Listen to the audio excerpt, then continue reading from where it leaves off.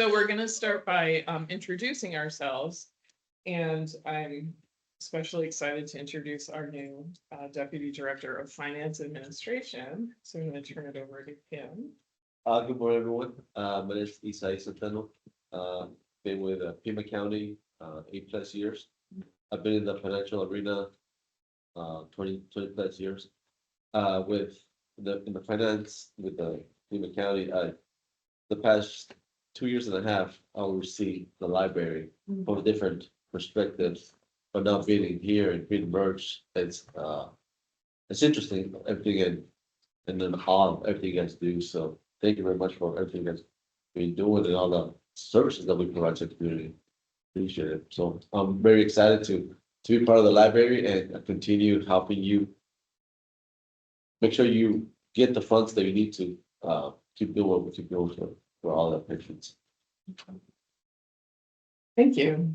I am Tess Mayer. I'm the county librarian, and I've been here all of 6 months about. We're moving towards 7, I think. And I continue to be just delighted and impressed by everything that you all do. I'm also really enjoying getting to know Pima County and Tucson. And, you know, as always, if there's ever an idea that you have for something you think I may not have seen or may not know about Tucson, by all means, let me know, because I'm always following up on tips that people share with me. And that's sort of the best part of this experience. Good morning, everyone. I'm Marisa Alberta. I'm Deputy Director of Community Engagement. I help support the teams in the Community Engagement Office, in our Communications and Systems Office, TSV CERC at Main Library, our delivery, and our internal IT department as well. Did I miss anybody? I don't think so. So there's a lot, etc. We have a lot of great teams working. And I've been with the county for 17 years, and most of that time as a branch manager in various different branches around the system. So I'm excited to be an admin now and continue the work. Good morning, buenos dias. I am Paulina Aguirre-Clinch. I have been with the library system for 15 years. I did have the pleasure of being Bear Canyon's library services manager for a very short time, but it was great. And now I am interim deputy director of public services, and now I'm helping support all 27 branches, managers, and of course, most importantly, you all, the staff. Very happy to be here, and yeah, thanks for having us. Thanks for all the goodies. Yes. This is amazing. It We'll is. come back every day. Check in the morning here, and then you'll go to work. This is a bad day, you know, so. So we will be just sharing information with you on a few different topics. You know, as we're talking, if you have a question or a thought about what we're talking about, by all means, please let us know, because it's helpful to be able to answer the questions in context in terms of what we're talking about. The other thing I just wanted to mention is our goal for these meetings is to have them about quarterly.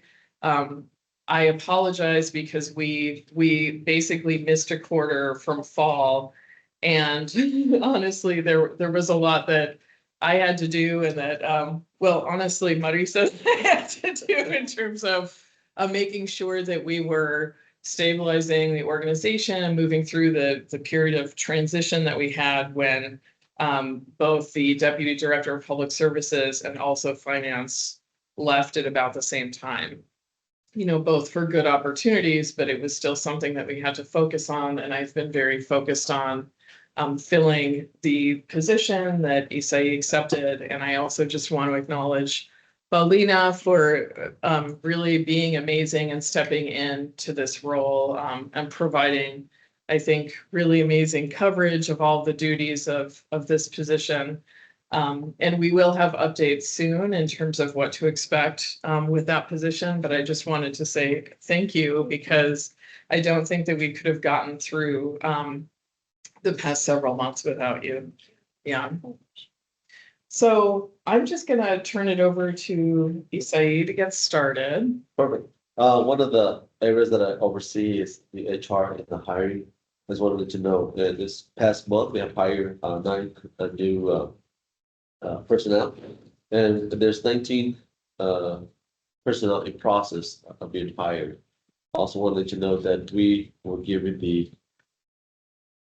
PCNs, the people, that we need to keep expanding the programs and the hours. I know we want to go back to where we used to be before, pandemic. So we were given 31 PCN federal positions. We were given the budget authority as well, for those things. So we're gonna, be working with HR to get those people back in our, branches. So we can get, as fast as we can. So if managers and people that help out with the interviews, be ready to, go into the interviews and start hiring people. So we're gonna be working pretty hard, towards that goal. Also, I want to let you know that our main focus right now, it's the mission library, where our, more information will be given to you, but we're getting close to, opening it up. So we want to make sure it's fully staffed, and it's up and running, as much as possible. And just in the budget perspective, before kicking off, to test, we're in the process.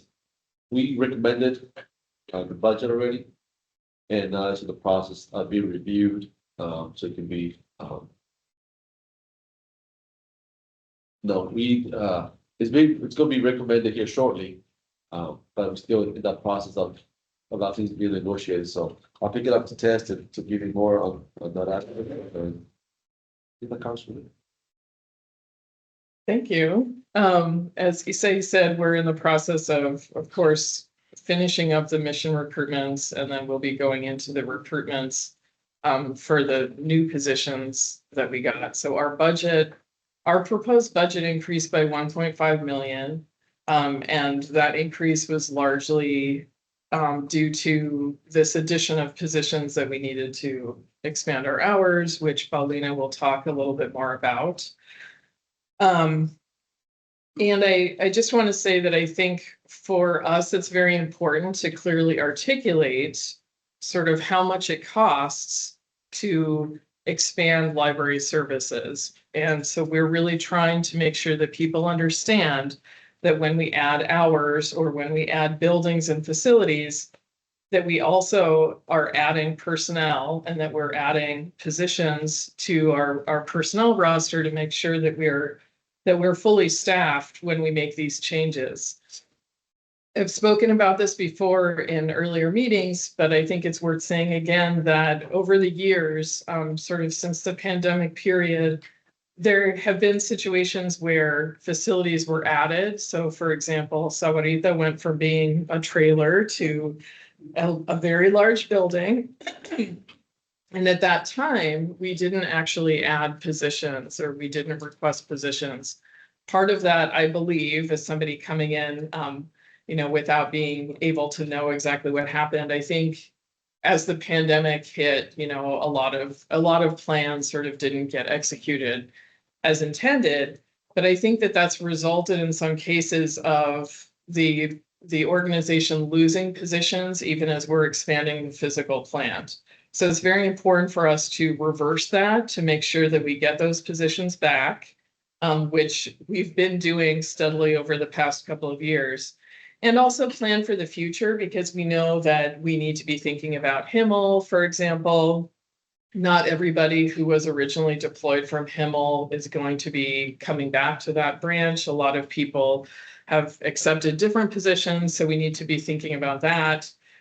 We also need to be thinking about El Pueblo, which is currently a 2 days a week service. And however we resolve that with respect to the library, I think it's really important to go back to being a full service location somehow. And so these are all considerations that come into how we communicate our needs to the county administration. The other thing that I wanted to say with respect to the budget is it's currently recommended that we increase the secondary tax, which I think many of you know is what funds the library system. by 2 cents this year and then also in 2 subsequent years. And I think that's an important issue just in terms of making sure that we're generating more revenue to support some of the changes that we're talking about. From my standpoint, it's very important to be clear about how much everything costs and to present that and ask for that funding.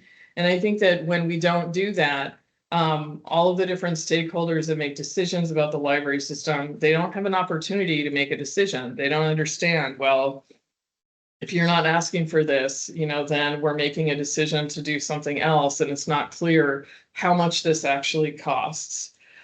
So there were other components to the proposed budget. Paulina will talk a little bit more about security, but prior to his departure, Anthony did request some additional funding for security. We've been increasing the security budget over the past 2 years. We've been increasing the training budget as well, which I think has also been a huge issue for us. I think it's really been lacking. So these are areas that we need to continue to make sure we're supporting, because I think that it affects all of you as well as the day-to-day operations quite a bit. I want to mention too that a lot of people have talked about having some kind of staff day or staff development day. I do think that it would be wonderful for us to be able to produce something like that.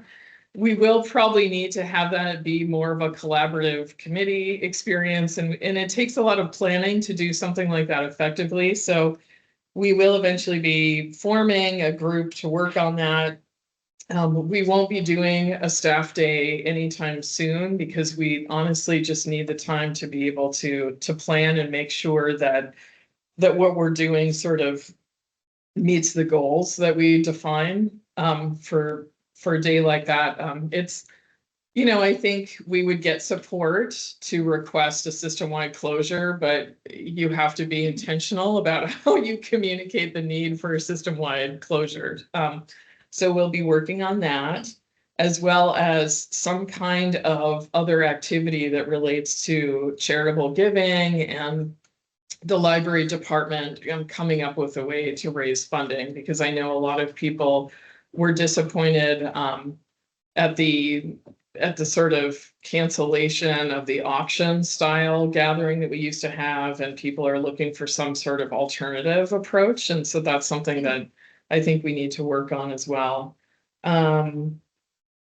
With respect to the main library, some people have had questions about that.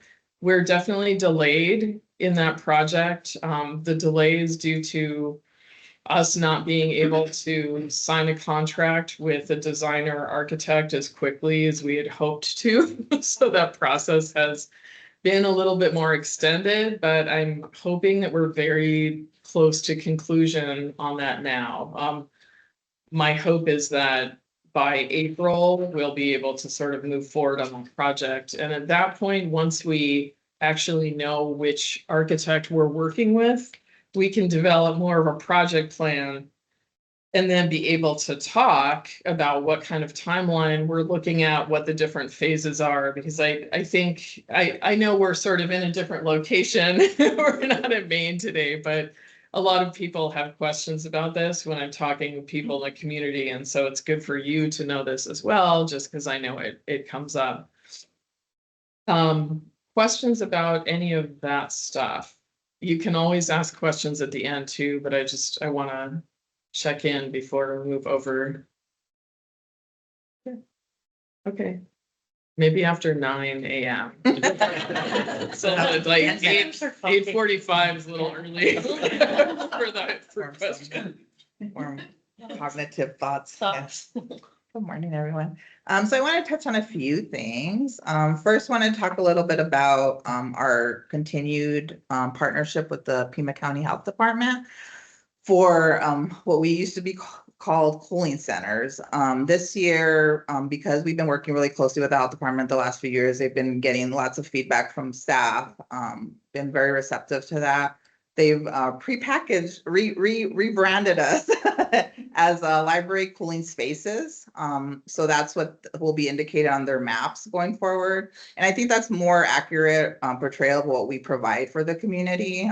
We're always going to be a library, but we also have always provided spaces for people to come in out of the heat and get some water, get some supplies during the summer. So that's what we'll be continuing to do.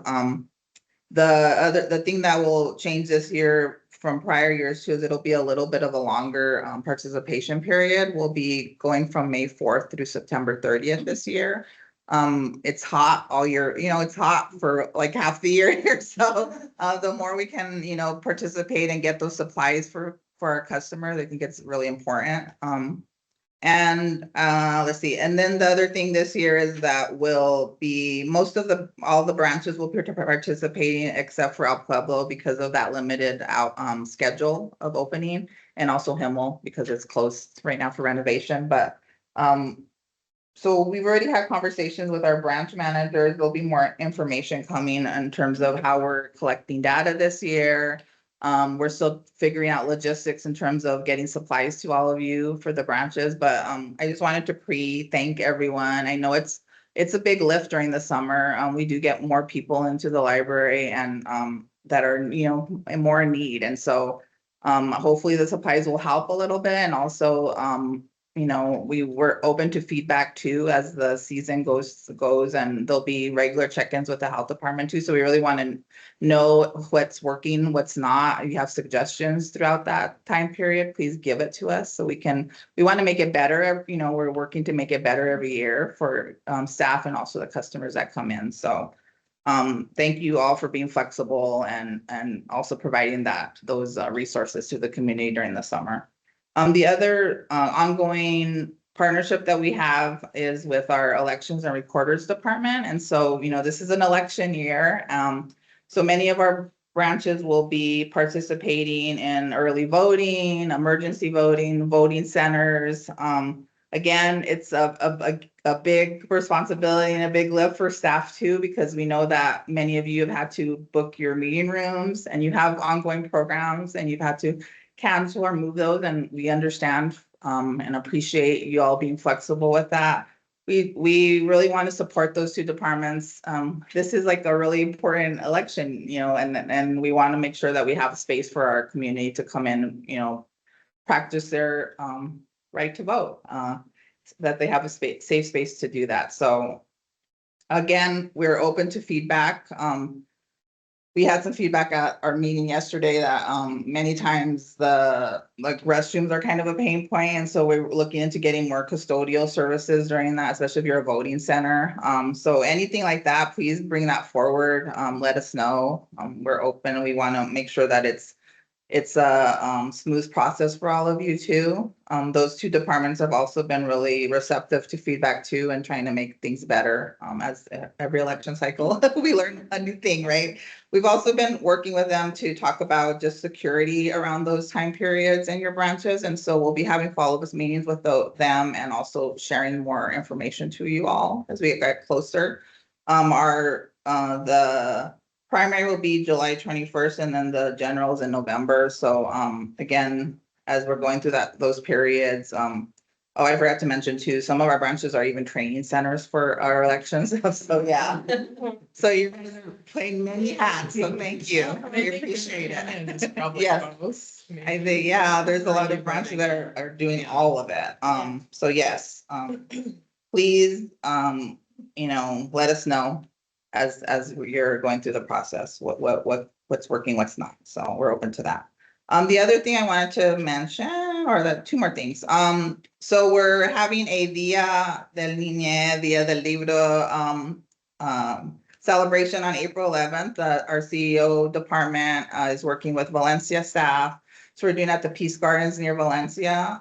So this, we've kind of gone away from doing larger events. As many of you probably remember in the years past, we used to do an event during April at many of our branches. So it was like every branch would participate in some way. So we really want to get back to that. So this is just kind of a pre-plan for next year. We really want to be able to provide resources and supplies for every branch to have some sort of celebration during the month of April for the year. So, that's something that we're planning with our CEO department. So just something to look forward to, something to keep in your mind as you're planning programming for next year at all your branches. We just think it's a really fun and important celebration to bring the community in. We want to make sure we have, giveaway stuff, books to give away to the community too. So that's something we'll be planning for next year. And then the last thing I just wanted to mention, as many of you have seen, we're transitioning over to a new staff intranet platform. It'll happen early May. So CSO department's been working furiously. So thank you for all the hard work.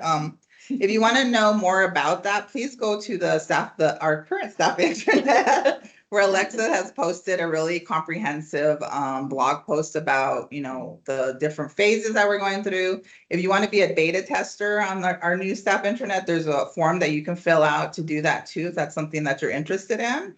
We want to get staff from all of our, libraries to participate.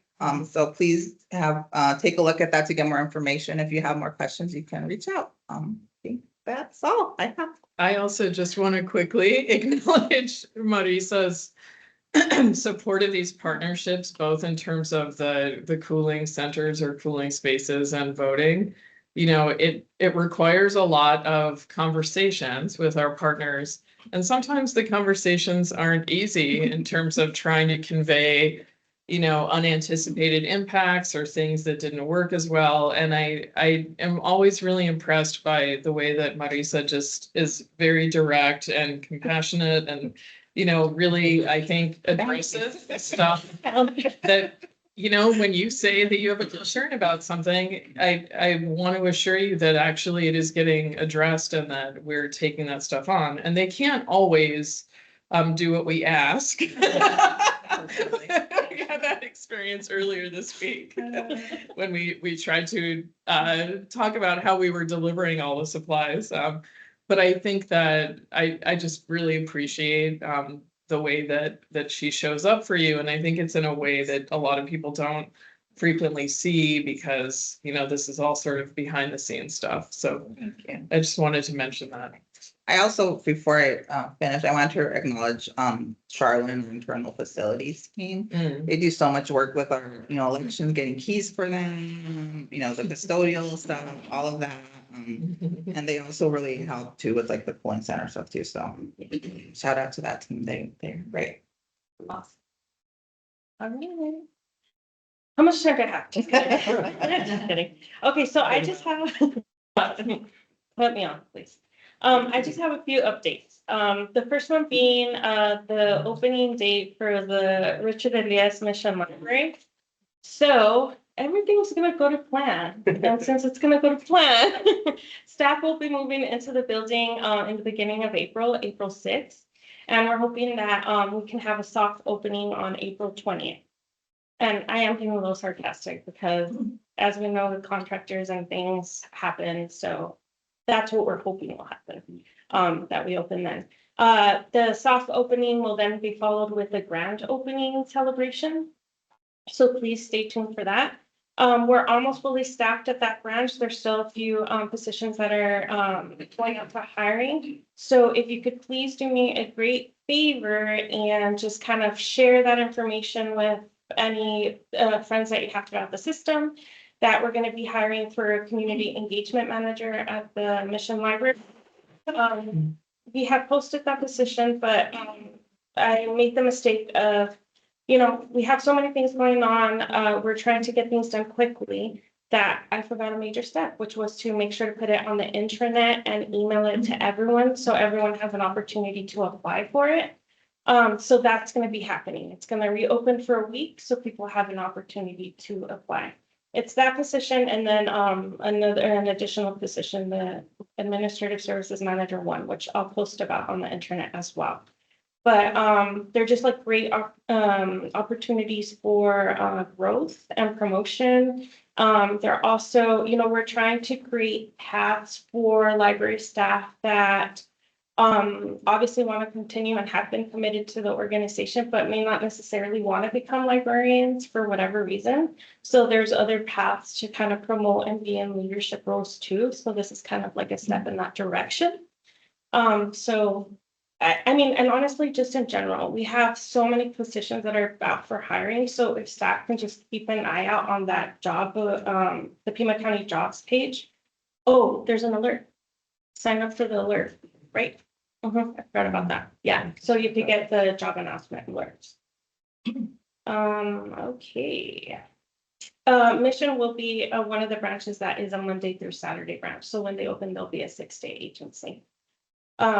But speaking about that, the other update I have is about hours expansion, but really hours restoration, because we're not really at the level that we were pre-pandemic in terms of like our hours of operation, right? But we are we're working on that. And the next step right now is we've identified the 8 branches that are going to be expanding, either adding a Monday or adding a Saturday. And you're all familiar with it? Okay, awesome. So what I'll be doing is putting together a task force, especially with people that are going to be like the branch managers that are going to have their branch expanding those hours. Be part of this task force that will help roll out the best way to do this, right?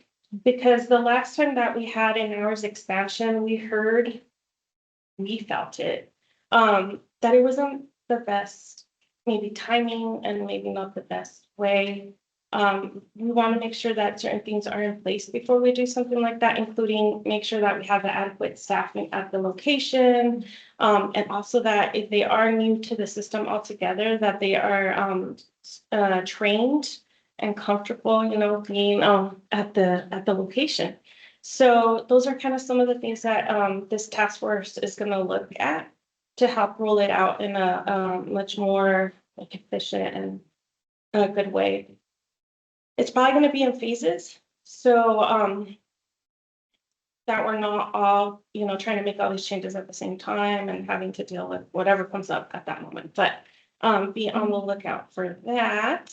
We're hoping to get maybe something started in the fall, towards the end of fall, in terms of changes, but we don't have a set schedule just yet. That's what the task force will come up with as well.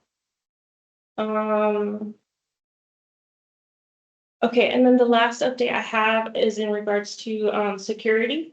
Our library services manager, who is also your library services manager here, Lindy Furman, who is now the safety, security, and trauma informed LSM, has done a great job kind of analyzing data and, you know, information in regards to PITS incidents at branches, as well as she's kind of looked at what's happening in terms of coverage, like vet set coverage at those branches and TPD coverage as well, off-duty TPD officers. And actually just kind of looked at what's going on in the system overall. And based on those, that analysis, she has made recommendations as to whether or not locations need more coverage, less coverage, or stay at the same level. There might be other branches that, you know, as time goes on, and if they've had a security guard and a TPD officer, for example, there may have been like a decrease in the incidents, so they're at a better spot. So there may be another branch that's kind of dealing with things. So she's really working hard at being really responsive to those kinds of changes and keeping track of that. She's going to try to do like a big analysis on an annual basis to see what the needs are throughout the system, but also is going to be very active and aware of like what's going on if there's a big change all of a sudden at a location for whatever reason, and be responsive to that. She also provided an updated list, priority list. Updated list. Sound good? Yeah, I know. Just kidding. Yeah. An updated priority list of locations that like absolutely think, because the last time I said it so in a weird way. But that just like, yeah, thank goodness you weren't at the first regional meeting. Provided an updated list of priority list of branches that absolutely need a guard, right? So that if they're short on guards or the guard for that location calls it out, they have the list to pull from that they should send. Like if a branch is at the lower level, maybe that's the person that they end up sending to the higher level needed branch, if that makes sense. I don't know that I did a better job, but Yeah, yeah. I think it's also based on like availability of the guards and that sort of thing. So there's a lot of logistics that go into it. Yeah, so basically, though, you know, it's something that you report to, you're gonna be reporting to her and John Stuckey eventually, or she reports and then gets that. What I'm saying is, don't send the guard to another location yourself. Like I did one time. And learned my lesson. John Stuckey's Reach like, out for help. because there is a priority list. Anyway, I think that's it. If you have any questions, I'm happy to answer. For the administrative support specialist one that's going to mission, is that an LTA supervisor position? It's actually a little bit above. Well, It's a I higher understand grade. classification and compensation, but there would be working. That position would be working as the LTA supervisor. They would be supervising that position or fulfilling some of those duties. So is in addition an LTA supervisor, or this person is working in that capacity? They're working in that capacity, but they're taking on more oversight of the branch operations. So working as more of a partner with the branch manager and the librarian too, or community engagement manager, so that it's more of a leadership role within the branch structure. So there's nothing going on that is looking at LTA supervisors being able to advance to that position at any branch. Well, I think that what we're doing first is looking at the largest locations that have either the largest staff size or higher incidence or greater facilities needs. And we are likely going to keep the LTA supervisor at smaller locations that don't have as many staff to provide oversight for or supervise. I think it's really important for the LTA supervisor to have some sort of path to advancement, because from the data that I've seen, that's one of the classifications in terms of class comp that was seen as sort of I'm trying to think about how to articulate. I was just reading this data. When you compare that role to that role in other systems, Pima County is not keeping up with respect to the pay for that role. So I feel like we need to find ways to both advocate for the LTA supervisor pay rate, as well as provide an advancement opportunity for people in that role. I have to say, though, the challenge for us is that we can't full scale just change a whole bunch of positions sort of over, very quickly, because we have to make some of these changes through attrition as we have vacancies that become open. And I think,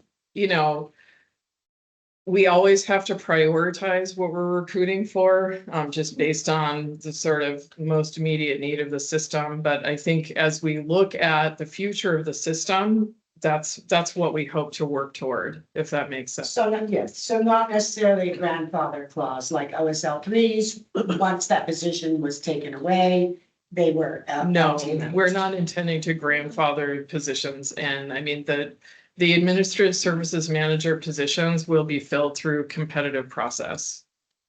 Yeah, and the duties that LTA supervisors do and administrative specialists do are very similar. And that position is in other counties where just the LTA supervisor is just library. So it seems that it should be an even stage in the county to have that same position in all entities of the. I appreciate what you're saying, and I think that one of the things that we have to do is find any ways that we can just to sort of reach the pay equity, whether it's through sort of introducing a different classification, and then sort of changing classifications through attrition, or also sort of calling out the wage gap specifically for that position. And I understand that, you know, that it's sort of inconclusive right now, is my understanding of where some of those issues stand, but I do think it's important for us to continue to advocate, specifically in those cases where the pay gap is so significant. Well, it's nice that the ball is rolling, so Yeah. hopefully you play retirement. Come on. Thank you. I hear what you're saying with respect to that. I work as a page, and one of the concerns I've had over the last few years is, well, there's a couple in regard to patron and staff safety. One is, I think there's locations that would benefit from security at the front door, because the librarians and other staff are busy doing other things, and when there's patrons have been suspended or other issues come up, you can't always watch the environment. So that would be helpful. And as a page, having access to the building with our card would be very helpful. I have to wait in the morning until somebody opens the door for me. And if there was an incident, I can't enter or leave the building, or I could leave, but I couldn't get back in if something happened. So those are concerns that I have.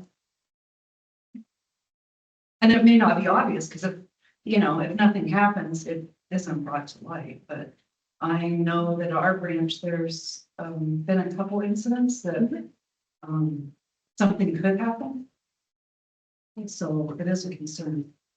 Yeah, I understand when you arrive at a building, sometimes there's something unfolding. I think there's sometimes we just come upon circumstances that are happening in a branch early in the morning, right as we're arriving. So I appreciate what you're saying about And that. there's patrons that sleep around the branch, and so they're there, and so you don't know what state of mind they're in the morning. Depending on if they're using substances or not, or their mental health status at that time. And we have no control over that. And we can't get in the building. So it's a concern. Thanks for raising that.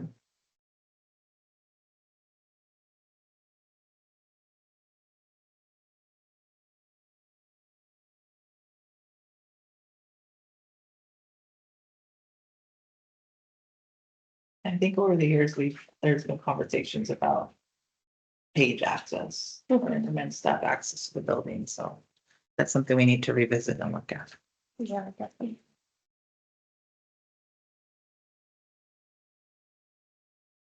Question on Yeah, I have some questions from online. So I'll read them out or read the questions from them and I can decide who to answer them. No. Yeah, I will. Not me. I second that. Not it, let's keep It's it. been here 2 Yes, weeks. yes, it's a good question. Question from Michelle Martins. What vacancies are at Mission Library? Oh, what still hasn't been filled, maybe? So the community engagement manager, and the administrative services manager, one. And the part-time librarian, but are we? interviewing? Those interviews will be happening. Okay, yeah, those Okay. interviews, yeah, so that's already been closed and we're interviewing, so I guess it's just those two. And That's you have what- paid some page positions. We have, yeah, those are the we are left. Good job. Question from Jillian Cross. Would staff be able to tour the new main building at some point? Yes, we'll definitely facilitate opportunities for people to see. But sorry, I know it's an online question. Is the question to see the the sort of building before it gets redesigned, or the new building? Yeah. We have had some tours of the current how it is now. The big four. Before and Remember the after. big four? or after? Maybe hard. I mean, I think we've had a few walkthroughs of the before stage with different, library advisory board members. Some of us have seen it. I think the danger of like spending too much time on the before is that the whole thing will probably need to be gutted. And so it's kind of a misleading Yeah. experience in terms of what it looks like. But we're thinking about that, and we're also thinking about, we've received some interest from press around trying to do a before and after comparison, and so we're thinking about how to best approach that too. But definitely when we're, as we're going through construction and completion, yes, we'll have staff tours. Absolutely. And that was what the question was. It was before redesign. Thanks for clarifying, Jillian. Question from Yvonne Ramirez. Can we request a small batch of water bottles and electrolytes to keep at El Pueblo, even if we are not specifically designated as a cooling spot? Yeah, for sure. I think we can. Have planned I think the good thing about this year too is there's more capacity. I mean, they have more funding for more supplies. I know last year they ran out of like the cooling towels, all that, pretty early on, and we just had water, but I think this year they'll have more of that, and we can definitely, share that with El Pueblo. Yeah. We were also talking to the health department staff about the El Pueblo campus. And they were saying that that's one of the highest demand areas where the most supplies are distributed. And they're working with City of Tucson to figure out what the cooling center model is going to look like. I think that they're having to do something different from what they did before, but they told us at least that it was a priority to identify some consistent presence there. So we don't know yet what it's going to look like, but they sounded pretty committed to finding a solution. Yeah, I think in the past year they had a cool tainer there, and that Cool is, container. yeah, they call them cool tainers. It's like, It's a mobile it's unit. basically a container, like the shipping containers, and they'll refurbish it. I think they also have one, they'll have one in Ajo as well. But I think that isn't gonna work at El Pueblo, and so they're looking for alternatives. Solutions. So that's of the information that, a really good point that Monique made yesterday at yesterday's regional meeting was about funding. Like the work that you all do in distributing these supplies and the Data collection. is really important. It's kind of what helps them, the health department, get more funding to be able to provide more like the following year. So Yeah, it helps with their grant thank you so application much and for that. applying for grants, so yeah, it does have an impact. And I know sometimes it's like, oh, I have to take this data point, but ultimately it is important and it does have an impact, and like the supplies we're able to give, and also just growing that partnership. One suggestion might be to put it to the health department to see if there could be a mobile shower and laundry system brought next to where the containers are gonna be. I know with the heat wave this past month, I had to ask a gentleman to leave the building as patrons were complaining about his fragrance. And if he had an opportunity to go to a mobile unit and do his laundry, take a shower, he would have been able to stay in our building. And the location information that I could give him for getting a shower would be on scheduled days that may not be the same day I spoke to him, and all the locations were way downtown. Yeah. So if there's anything like that in the works for the health department, that would be extraordinarily helpful for us. So far as, okay, the containers are a great idea, but can we also provide an extra service through the health department that way? Yeah, Thank that's a you. good thing, we'll share that with them. Question from Toby Lemire. Hi, Toby at Wilma here. Will the mosaic murals at Maine be returned to Mission? They were already returned. Mhm. They're, Okay, good. yeah, they're up and they look great in the teen area. Oh. It's those ones that as soon as you walk in, because a lot of, that piece was created with youth from the area. Oh, okay. Mhm, including one of our teams. A team. Yes. Question from David Morales, with the property taxes not as big as the county projected, and with the county wanting to expand PEEPs, and with our 3-year promise to fund PEEPs out of library tax at $10 million a year already, Mhm. per the BOS vote, is there a revised plan or budget for these 3 years, since we have new numbers and we might most likely run out of library reserves before then? We've looked at budget forecasts, or as the county finance team calls them, cash flow documents that incorporate the 2%, or sorry, the 2-cent tax increase per year. And it doesn't result in a sort of unhealthy budget for the library. We don't anticipate having a budgetary issue with this, that structure as it is. I've also only heard support for the tax increase. We understand that there won't be unanimous support from the Board of Supervisors for the tax increase, but I have no reason to believe that that would not be approved. I don't know if there's anything you want to add.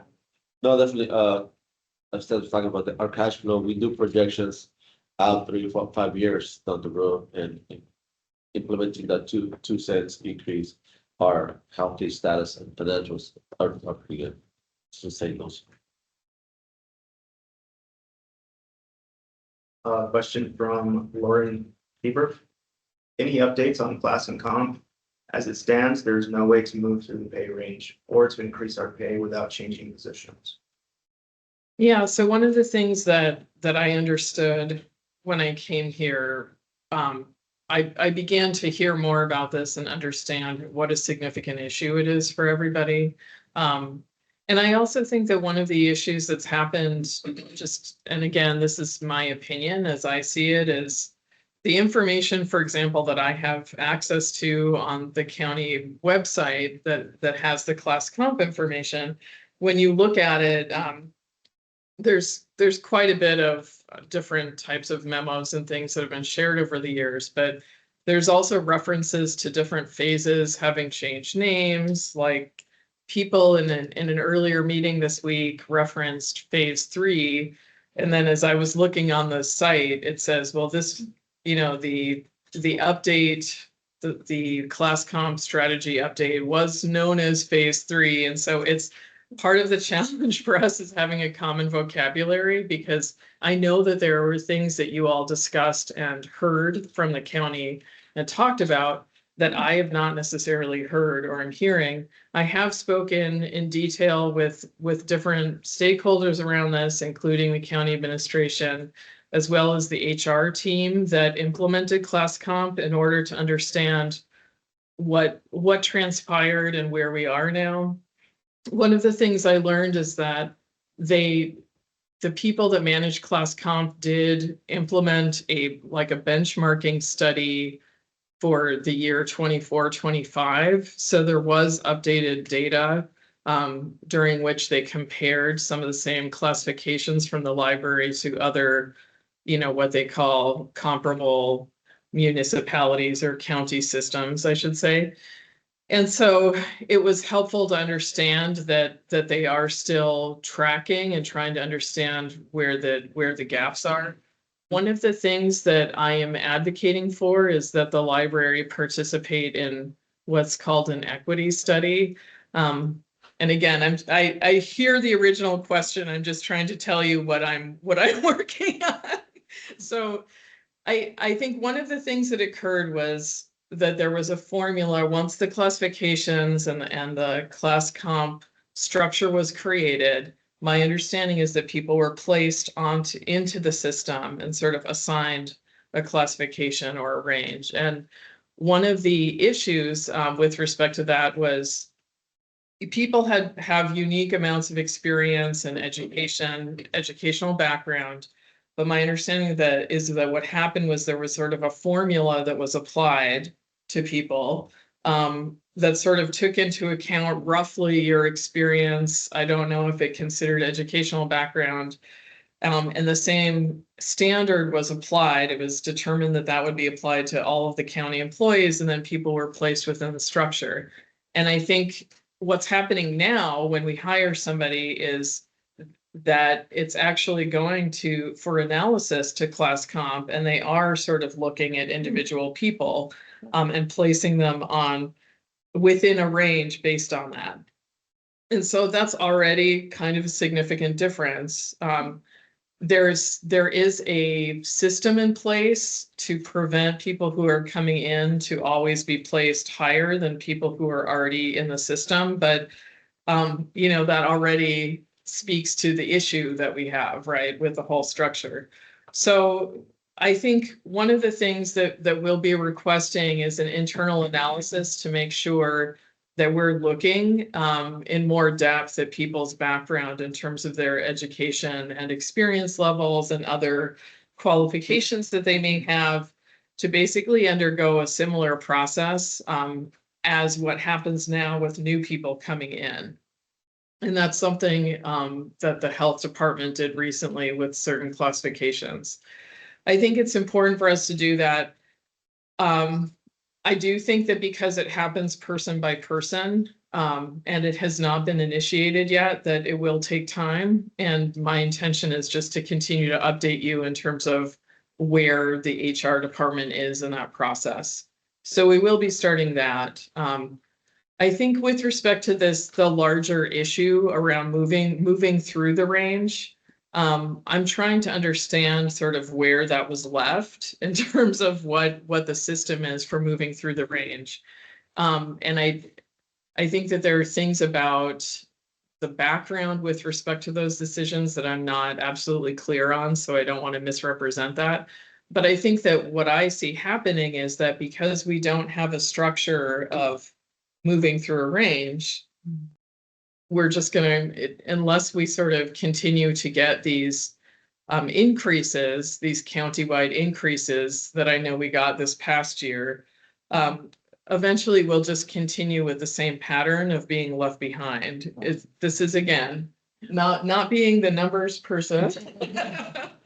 That's my assessment of what will happen. So I'm not really sure what that says about the future. And it's important to me to not be disingenuous about that and be clear with respect to how I understand that. I think that this isn't going to be a sustainable approach. And also, I don't know what will happen in the future. And so I don't want to misrepresent that. Lauren added that new people aren't getting placed in a range. They're starting at the bottom. Cat people went told her that yesterday. I'm sorry, can you repeat that? New people aren't getting placed in a range. They're starting at the bottom. Cat people learned that yesterday. Well, I can't speak to that. Respectfully, I wasn't part of the conversation. And so I absolutely don't want to, sort of quarrel with something, when I wasn't there. But I will say that in terms of our internal process, what I know of our process, that there are people there that we request that the class comp team and HR do an analysis of people coming in when they have more experience or educational background that sort of would potentially result in them being placed in a different place on the range. And there is an analysis that happens with incoming people.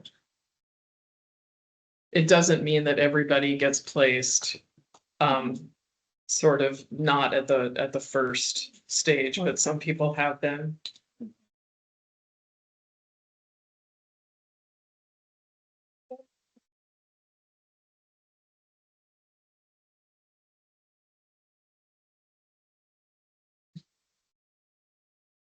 There's been a move to have more in-person meetings rather recently. Mhm. And I just wanted to ask what the reason is for that. Mhm. Because to me, it puts, a hardship to get to many locations way across town.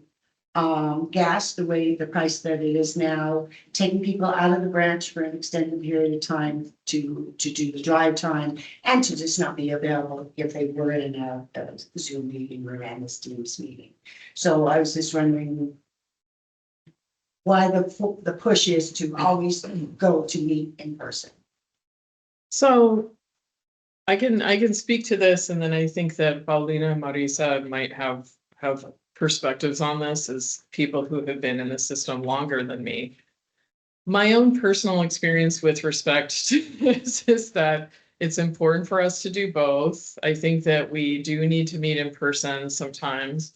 And I do think that we need to increase the amount of times that we're meeting online. And we need to be strategic about how we're using the time.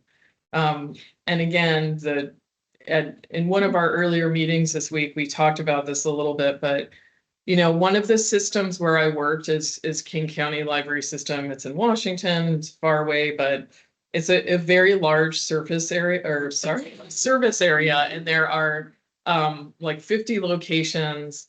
And prior to the shutdown, prior to the pandemic, it was sort of like the default was in person. And I remember that experience, because at that point I was overseeing programs and services for the system. And, it would be like the whole day. You would drive an hour to a meeting, and then you would be in the meeting for 2 hours and the day would be over. Like it would, especially with traffic in that area. And so that felt kind of strange to me. And then, of course, the shutdown happened. We were doing everything online. And I think that was a very intense and draining experience for a lot of us for different reasons. People had different experiences that they had. But I was also feeling the disconnect. I was feeling relationships sort of being impacted, feeling disconnection and alienation within teams amongst people. And I think that there was this sense of joy in a sense. I remember the first in-person all-staff meeting that we had when I was, in the Bay Area in the city of Berkeley, and we met outside in the parking lot of one of our branches, but it was a really beautiful experience. And I think that even though it felt strange, that it meant something to everybody, and we didn't take it for granted. The reality is, like, we don't know each other. This is like our first time getting to know each other. It's not a great way for you and I to get to know each other as individuals, but I do believe strongly that we have to be present with each other to build a relationship. And even though it's hard with, however many people we are, I believe that we have to try, and it's a priority for me.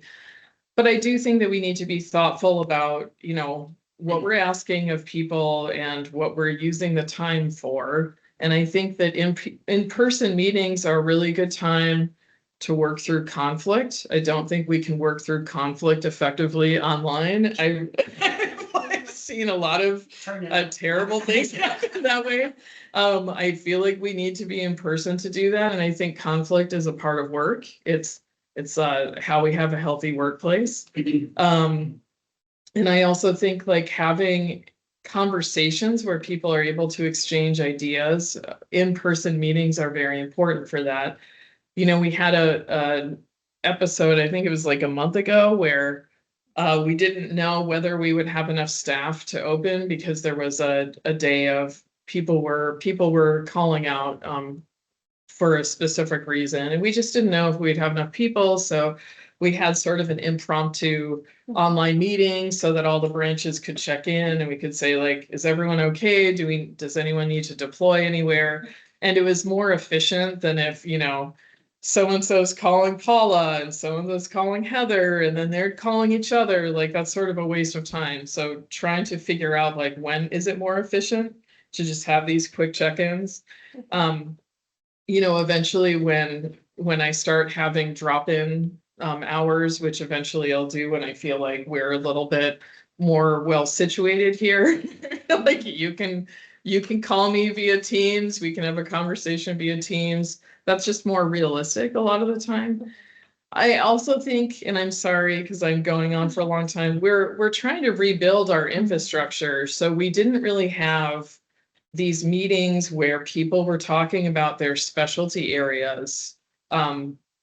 And sort of having conversations about what are we doing with teen services? How are we developing that area?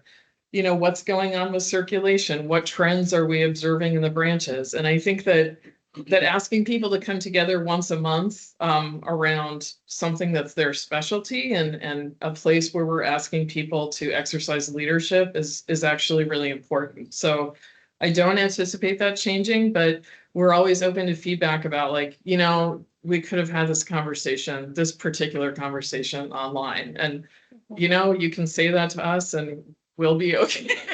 We I can, would you just know. like to see, and I understand it and I agree with everything you said, but I'd also like to see that there is a not in-person concept to the meeting. So if you cannot get there, you know, that you can still participate. Okay, so having Instead an of option. only in-person meetings with no virtual aspect. to Okay, it. that's super helpful. I apologize because I didn't understand I that. didn't make The this first up time. very certain of it. And to reiterate what Lori's saying, also Pima County has emphasized a reduction in greenhouse gas emissions. So having an option where you do not need to drive, increase those greenhouse gas emissions is very helpful as well. And it's part of the administrative procedure 22. And that, you know, meetings should be, less costly alternatives should be considered for all meetings, and teleconferences as well. So. Just want to cover.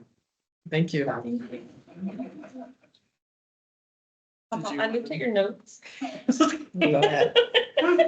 No, yeah, no, I agree with what you said, Tess, and I also understand where you're coming from, especially too, like having locations like Ajo or Arivaca that are far away and having, you know, that staff be able to participate in these meetings too. Yeah, But I think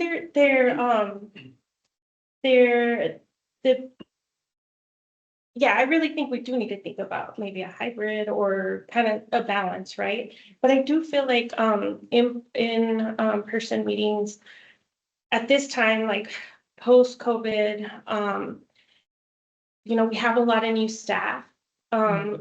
It's just that human part, like that getting to know each other part, it's really difficult when you're online. You don't really get a sense for what that person, who that person is, and you might leave with a certain impression that's not fully correct. Sure. Either, it's like right? How you perceive an email. Exactly. I understand. Yeah. So no, but I'm just saying that that's a big. Monetarily. Don't forget vehicle-wise. mileage. Do mileage. Yeah, at $4.71 a gallon for gas and I'm getting 71 cents, I'm sorry. And, you know, I gotta drive to Oral Valley from my location. You know, that's a hardship. Yeah. And it's also not green, so, you know, it's wear and tear and. Hey, unless you make me an administrative specialist. Yes.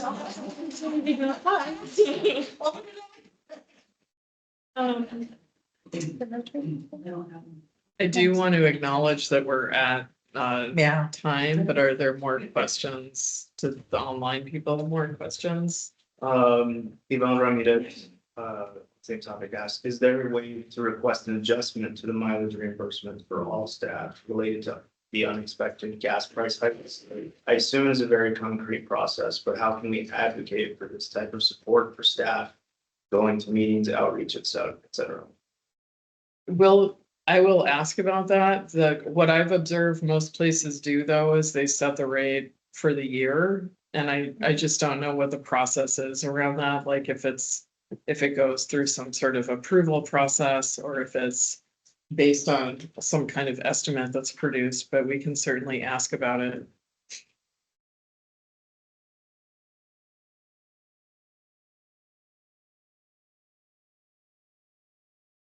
So I think that we should conclude so that we're closing out in a timely way, but I do appreciate everybody being here and we will come to Bear Canyon.